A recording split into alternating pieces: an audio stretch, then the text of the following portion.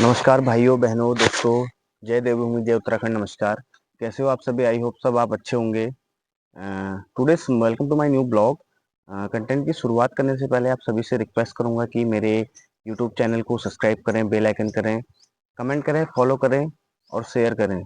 पंदा पहाड़ी को सपोर्ट करें। दोस्तों, आज काफ़ी टाइम बाद मुझे कंटेंट बनाने का मौका मिला है, क्योंकि होटल लाइन की जॉब ही ऐसी होती है कि आदमी अपने काम में ज़्यादा बिजी रहता है, तो ब्लॉगिंग कर नहीं पाता हूँ। तो आज काफ़ी टाइम बाद मुझे एक ब्लॉग शूट करने का मौका मिला है।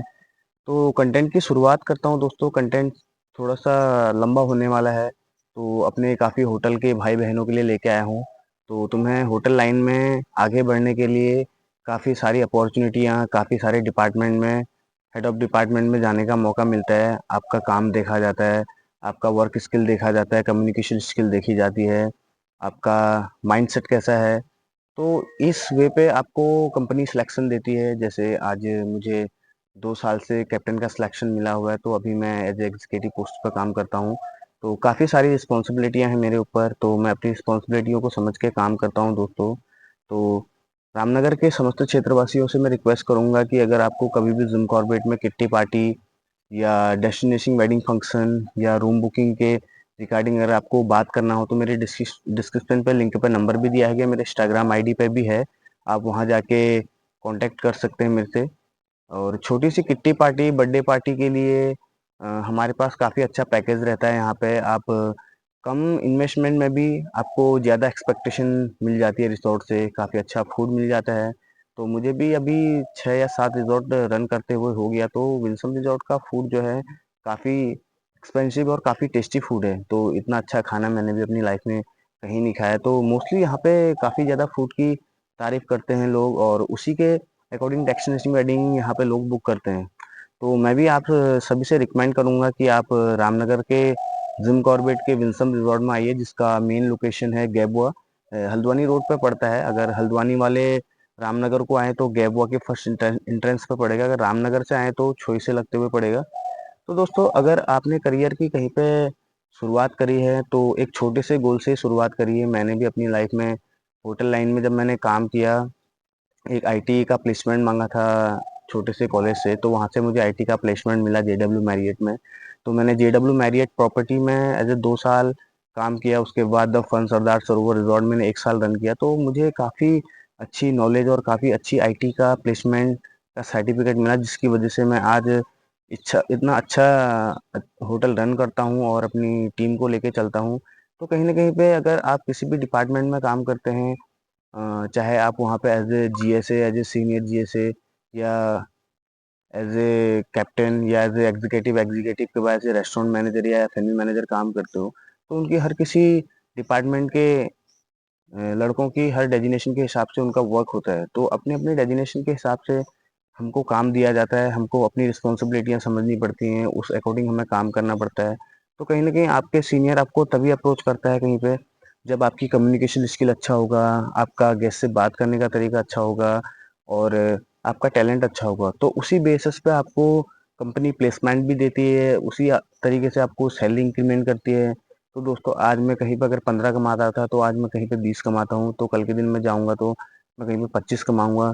तो अपने अंदर भी खुद से टारगेट बनाने चाहिए कि मैं लाइफ में कितना कर सकता हूँ, और मैंने कहाँ से कहाँ जाना है और किस तरीके से जाना है। डेली टू डू लिस्ट बनाओ, डेली लिखो कि मैंने आज के दिन में क्या किया, और मैंने कितना टाइम फालतू इस किस चीज़ पे इन्वेस्ट किया, और डेली बेसिस पे चीज़ों को लिखते रहिए।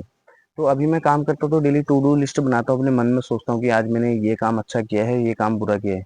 तो उसको साइड करके उस काम पे ज़्यादा वर्क करता हूँ। तो दोस्तों, अगर आप कहीं पे भी काम करते हो, तो आपका पेशेंस होना बहुत ज़रूरी है। देखो, कंपनी किसी को हायर करती है उसके काम की वजह से, उसके पर्सनालिटी की वजह से, या उसके व्यवहार की वजह से। तो आपके अंदर कोई ना कोई एक दो गुण ऐसे होने चाहिए, ताकि कंपनी आपको अच्छा प्लेसमेंट दे, अच्छा सैलरी पैकेज दे, ताकि आप आने वाले टाइम पे कंपनी को अच्छा काम करके भी दें, तभी आप कंपनी से इंक्रीमेंट की एक्सपेक्टेशन भी कर सकते हैं। तो दोस्तों, कहीं ना कहीं मैंने अपना काम भी अच्छा किया, तो सॉफ्टवेयर से भी काम अच्छा किया है, तो दोस्तों कंप्यूटर से भी मैंने काफ़ी अच्छा काम किया हुआ है। तो कंप्यूटर वर्क भी मैं अच्छा करता हूँ, अच्छा ऑपरेट करता हूँ कंप्यूटर। तो कहीं ना कहीं दोस्तों, अगर आपको और लाइफ में और आगे जाने की ज़रूरत पड़ती है, तो कहीं ना कहीं आप उन चीज़ों पर वर्क करो जो चीज़ें तुम्हें नहीं आती हो या जो चीज़ें यूनिक सी हो, जो या कोई चीज़ें मार्केट में नहीं आई हो, तुमने उस चीज़ पे वर्क करना है। तो आपको अगर एक फूड एंड बेवरेज डिपार्टमेंट के अंदर या एफ&बी के अंदर या किचन के अंदर काम कर रहे हो, तो आपको उसका कोटेशन और उसका फूड का कॉस्टिंग निकालना आना चाहिए। तो दोस्तों, बिलिंग स्टेटस तुम्हें पता होनी चाहिए कि क्या-क्या बिलिंग स्टेटस होते हैं, कौन-कौन से डिपार्टमेंट के अंदर क्या बिलिंग स्टेटस रहती है, यानी फ्रंट ऑफिस डिपार्टमेंट से कैसे कोऑर्डिनेशन किया जाता है और किस तरीके से गेस्ट को अप्रोच किया जाता है कि सर आप नेक्स्ट टाइम दोबारा यहाँ पर आइए, आपका मोस्ट वेलकम रहेगा। आपको यहाँ का फूड कैसा लगा, बेवरेज कैसा लगा एंड स्टाफ कैसा लगा। तो कहीं न कहीं गेस्ट हमको अच्छा अप्रोच करते हैं। कहीं न कहीं हम भी अपने काम पे बहुत ज़्यादा मेहनत करते हैं, कहीं न कहीं पे ज़्यादा फ़ोकस रहता है अपने वर्क पे। अगर आपको अपने काम से प्यार होगा दोस्तों, तो आप कहीं न कहीं पे जाओगे। अगर आपके पास मैन पावर कम भी है, तो आप 4 बंदों के बदले आप 2 ही बंदे उतना काम कर सकते हो। आपके अंदर ये एबिलिटी होनी चाहिए कि एफ&बी सर्विस के अंदर एफ&बी सर्विस यही माँगती है कि कम काम में ज़्यादा आउटपुट। अगर आपके पास स्टाफ मैन पावर कम है, तो आप उसमें कैसे ज़्यादा आउटपुट निकाल सकते हैं, वो आप पे डिपेंड करता है। और वो आप पे डिपेंड तब करेगा जब आपके पास मैन पावर कम होगा और होटल बिज़ी रहेगा। तो कभी क्या होता है, होटल के अंदर एकदम से मोस्टली स्टाफ चले जाता है, तो कहीं न कहीं रीज़न्स होते हैं, वहाँ पे स्टाफ्स के भी रीज़न होते हैं या अकोमोडेशन वगैरह की प्रॉब्लम होती है, सैलरी पैकेज की प्रॉब्लम होती है।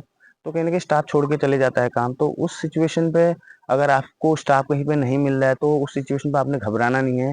आपने पोलाइटली होके काम करना है। अगर जहाँ पे 4 गए हैं, तो अगर आपके पास 4 पीछे से खड़े हैं, तो आपने 8 के बदले काम करना है। तो 8 बंदों के बराबर आपने 4 बंदों में काम करना है। वो आपकी कम्युनिकेशन स्किल और आपकी जो मेन पावर है, वो ज़्यादा खुद पे डिपेंड करती है कि हाँ, आपने किसी न किसी टारगेट को अचीव करने की सोची थी। हाँ, अगर हम कल के दिन अगर मैं ये सोच के चलूँगा कि मेरे पास 4 स्टाफ चले गया और मेरे पास काम करने के लिए अब 4 स्टाफ बचा है, तो आपने उसमें घबराना नहीं है। खुद से और भी आगे बढ़ने की कोशिश करनी है, क्योंकि काम कोई छोटा-बड़ा नहीं होता। अगर मैं एज़ अ एफ&बी सर्विस डिपार्टमेंट के अंदर काम करता हूँ, तो मुझे प्लेट उठाने में शर्म नहीं है, मैं हर कोई काम कर लेता हूँ। अगर आपने कहीं पे काम करने में भी शर्म कर ली, तो कहीं न कहीं वो क्या होता है, आपका एक नेगेटिव थॉट्स है, नेगेटिव पॉइंट हो जाते हैं। तो आप उस चीज़ पे कहीं न कहीं मार खा सकते हैं। अगर कहीं पे जाके मैं अगर लाइफ में अगर मैं कहीं पे जाके किसी प्रॉपर्टी का अगर जनरल मैनेजर भी बनता हूँ, तो मेरा सेम वही रूल्स और सेम मेरा वही स्वभाव रहेगा जो कि मेरे डिपार्टमेंट के अंदर मेरा रहा है। अगर मैं एफ&बी सर्विस डिपार्टमेंट से किसी भी प्रॉपर्टी के अंदर जीएम अगर जाता हूँ, तो मेरा सेम सिचुएशन वहाँ पे यही रहेगा कि हाँ, अगर कोई भी चीज़ मुझे अगर गलत लग रही है, तो मैं उसको इस तरीके से अप्रोच करूँ अपने स्टाफ को, ताकि उसको ये लगे हाँ, कि मेरा जीएम भी मुझे इस तरीके से अच्छी तरीके से अप्रोच कर रहा है और अच्छी तरीके से बता रहा है कि बेटा ये काम ऐसे नहीं, ये ऐसे होता है। तो कहीं न कहीं आप लोग उस चीज़ को मानिए। अगर कहीं न कहीं पे क्या होता है कि सेल्स वाले, मार्केटिंग वाले होते हैं, जो जनरल मैनेजर होते हैं, कहीं पे एफ&बी से होते हैं, तो फ्रंट ऑफिस से होते हैं। तो हर किसी जीएम का एक अलग-अलग माइंड होता है, अलग-अलग थॉट्स होता है। तो एफ&बी सर्विस वाला जो भी बंदा जनरल मैनेजर बनता है, तो कहीं पे भी जो प्रोडक्शन वाला होता है, तो उसको सारी चीज़ों के बारे में, सारी प्रॉपर्टीज़ के बारे में पता होता है कि कैसे काम किस रिगार्डिंग कैसे करना चाहिए और किस तरीके से आगे उसमें होना चाहिए। तो दोस्तों, ये मेरा एक वीडियो था अपने होटल वाले भाई बहनों को समझाने के लिए। अगर आप कहीं पे भी काम करते हैं, मन लगा के काम करिए। ये नहीं कि नौकरियां बुरी होती हैं या नौकरियां अच्छी नहीं होती। देखो, लाइफ में भगवान ने हर किसी बंदे के लिए या बंदी के लिए सरकारी नौकरी नहीं बनाई। अगर प्राइवेट सेक्टर में अगर नौकरियां हैं, तो सरकारी से भी अच्छी नौकरियां प्राइवेट सेक्टर के अंदर हैं। पर प्राइवेट सेक्टर पे थोड़ा-सा क्या है, आपका हार्ड वर्किंग ज़्यादा रहता है और आपका सैलरी पैकेज कम रहता है। वहाँ पे आपकी स्ट्रेंथ देखी जाती है कि आप कितना एक्सपेक्टेशन करते हैं और क्या आपका स्मार्ट वर्क है और क्या आपका हार्ड वर्क है। तो दोस्तों, अगर आप हार्ड वर्क कहीं न कहीं अगर करते हैं, दिन पर डे अगर करते रहते हैं, तो कभी न कहीं ऊपर वाला भी देखता है कि हाँ, जो बंदा मेहनत करता है ना, उसका ऊपर वाला भी देखता है कि इसको इसके मेहनत के बल पे इसको एक छोटी-सी डिपार्टमेंट में एक बड़ा डेज़िग्नेशन देना चाहिए। कहीं न कहीं मेरा भी लाइफ़ में यही रहा कि मैंने कभी भी किसी काम को करने में शर्म नहीं करी थी। मैं आज भी सेम वही काम करता हूँ जो मैं पहले करता था, पर ये है कि आज मेरा डेज़िग्नेशन जो है वो पहले से बढ़ चुका है, क्योंकि मैं एज़ ए 2 साल से एफ&बी कैप्टन रह चुका हूँ। इससे पहले मैं टियारा रिज़ॉर्ट में था, इससे पहले मैं अतुलिया रिज़ॉर्ट में भी रह चुका हूँ। तो मैं जेडब्ल्यू मैरियट पे था, तो उसके बाद मैं फन में आया, तो फन में 1 साल करीबन ट्रेनिंग कैप्टन रहा था, तो मुझे वहाँ से अच्छा अप्रोच किया था। अच्छा मैंने रिव्यूज़ दिया था कंपनी को, तो वहाँ पे मुझे काफ़ी सारे अवार्ड्स भी मिले थे। Employee of the month, employee of the year भी मिला हुआ था, फ्रंट ऑफ द हाउस भी मिला था, तो ट्रिप एडवाइजर रिवॉर्ड भी मिला था। तो काफ़ी अच्छे रिवॉर्ड्स मिले। तो अभी भी मेरे पास मेरे मेल पे मेरे लिए 5-5, 6-6 ऑफर लेटर आते रहते हैं, जहाँ कहीं पे 22,000 रुपये का ऑफर लेटर मिलता है, कहीं पे 20 का मिलता है, कहीं पे 21 का मिलता है। बट यह है, अगर मैं किसी भी अगर प्रॉपर्टी के अंदर काम कर रहा हूँ, एक्चुअल में मैंने किसी भी प्रॉपर्टी में जब काम किया तो 1 से डेढ़ साल आई थिंक यही किया है।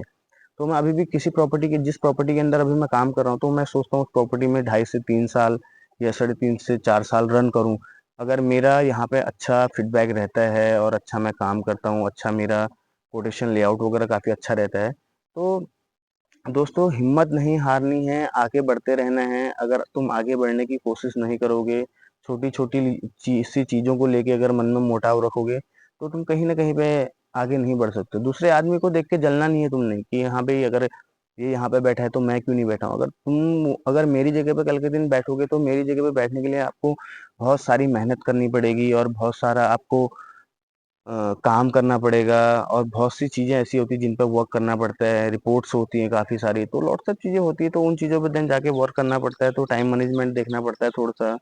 आजकल सोशल नेटवर्क, इंटरनेट इतना फ़ास्ट है कि आप कहीं पे जाके कुछ भी सीख सकते हो। डिपेंड आप पे करता है कि आपकी चॉइस क्या है, आप किस प्राइवेट सेक्टर में जॉब कर रहे हैं, या एमएनसी कंपनी में कर रहे हैं, या किसी आईटी इंडस्ट्री में काम कर रहे हैं, या होटल में काम कर रहे हैं।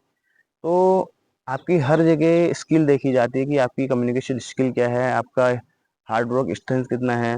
तो दोस्तों कहीं न कहीं पे कंपनी आपको इस तरीके से कंपनी में हायर करती है। तो आपकी जो भी सैलरी एक्सपेक्टेशन होती है, तो वो आपको कंपनी ज़रूर देती है।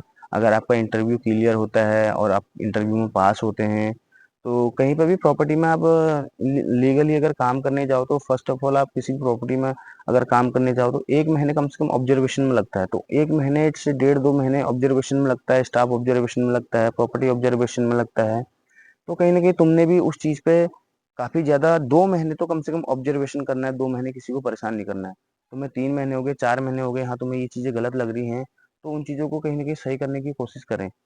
तो एक छोटा-सा वीडियो था दोस्तों, मैं इस माध्यम से सभी होटेलियर भाइयों को यही समझाना चाहूँगा कि जिस अकॉर्डिंग मैं काम करता हूँ, जिस अकॉर्डिंग मैं वीडियो बनाता हूँ, मेरी वीडियो को देखते रहिए और मेरी वीडियो से मोटिवेशनल लेते रहिए। मिलता हूँ अभी नेक्स्ट ब्लॉग में आपको, तब तक के लिए जय हिंद, जय भारत, जय देवभूमि, जय उत्तराखंड।